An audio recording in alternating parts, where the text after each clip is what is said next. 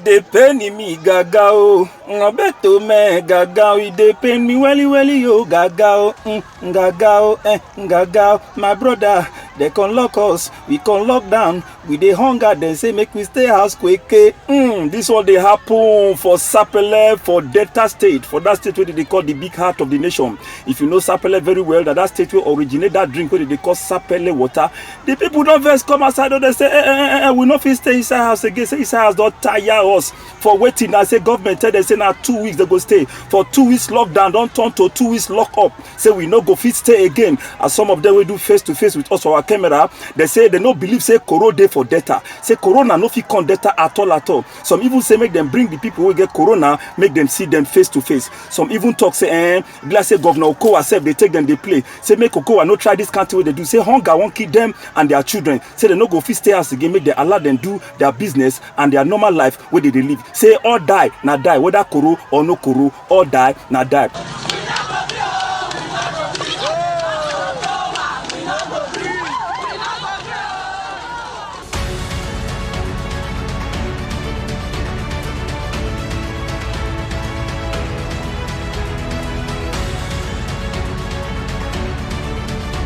We think say na there the thing end though. Now we stroll enter. We come dey hear say fire on the mountain dey for Kibera for one place where they call Kenya. That country they call Kenya for Nairobi. Another fire dey there. For this one they happen say for Kibera, the government call the people say may they can't take food as all of them gather together to come take the food. Before you know, Koro begin talk to people here. It can become two Royal Rambo fights between coronavirus hunger and hunger virus hunger.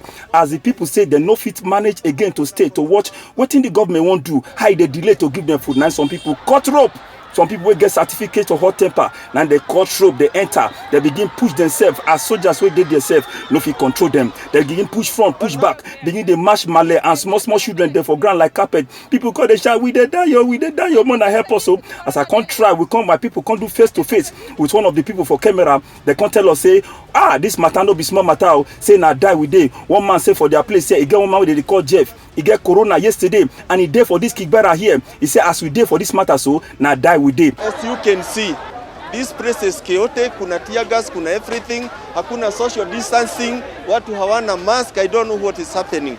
And yesterday last night kuna mtu moja by the name Jeff alipatikana na corona hapa in Kibra. And sasa tukiendelea hivi, I think we are all dead. As we even face one woman face to face with our camera, talk to her, the woman say, this matter don't pass our power. He said many of us don't injure, even women and children said don't injure. He said this one no right at all. This one no follow for the promo. He said now like this today, now me say corona go catch everybody for this town. My people, this now Pidgin News Network. Now man on the street be this.